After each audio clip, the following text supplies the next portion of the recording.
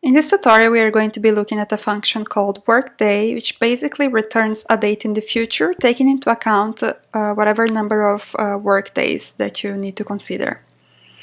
There's a few use cases for this. The one that we are going to be using here is for transactions.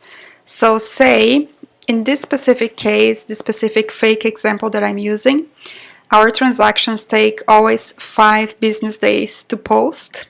I have a start date and I need to know when will these transactions post. So Workday is going to help us to find that. Another use case for Workday is to know, for example, if an employee is going on holidays.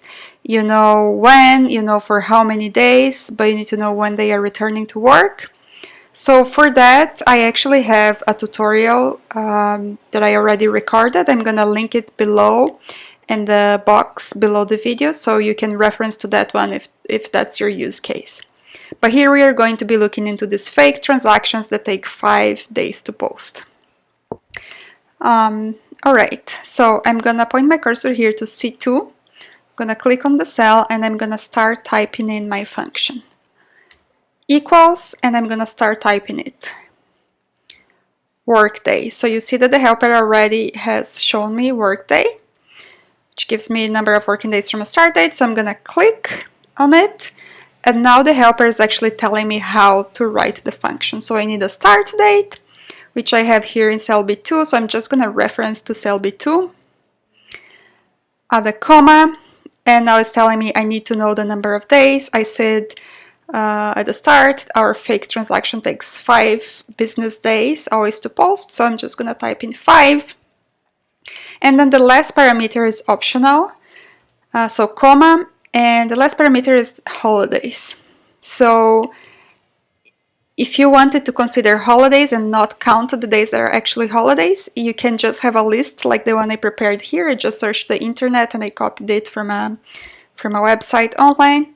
So all I have to do is select the range that has all of these dates. So you can see here 810 to 820. And the function is already telling me that my transaction is going to post on August 11. I don't even have to close the parentheses. All I have to do is press return, and August 11 is when my transaction posts. Now a few caveats here. The first one, I'm using American dates, so you're seeing month, day, and year. So this is August 4th. Transaction posts on August 11. If you want to double check this manually, we are going to double click here B2, opens the little calendar. So the transaction was initiated on August 4. The date was initiated, it doesn't count. So it's going to count 5 working days from that. Wednesday, Thursday, Friday, that's 3. It does not count weekends, so Saturday and Sunday it's ignored. Monday and Tuesday, so it posts on the 11th, which is 5 working days after the start date. Alright, so that's correct. Now let's go ahead and do the same for transaction 2. I can start again equals Workday, and you can see that the spreadsheet is actually suggesting me how to write the function based on the previous function. Now it is kind of correct, but not completely. The reference to B3 is correct, which is our start date. The number of business days is correct, which is 5. But the reference to the holidays range is not correct because it's using a dynamic reference. And you see that it has moved down 1 row. So it's starting on 11 and going down to 21. So I do not want to use this because this is not correct. It's gonna return me incorrect values. So what I can do here, I could just go ahead and type it all over again correctly.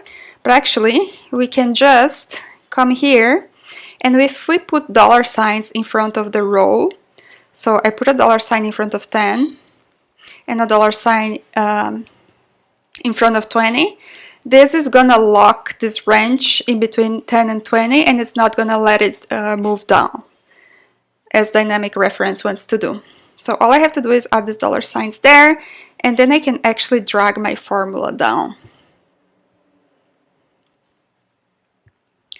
Alright, and you can see transactions initiated on 16th of September will post on the 23rd. 1, 2, 3, 4, 5, that's correct. And here I have transaction initiated on the 18th and on the 19th, and you can see that they are both posting on the same day. And the reason why is because the 18th is a Friday, so it doesn't count the day you enter, it just counts how many work days after that day. So 1, 2, 3, 4, 5. And it's gonna do the same for this transaction here that I said is being initiated on a Saturday. It's gonna count 5 days after that.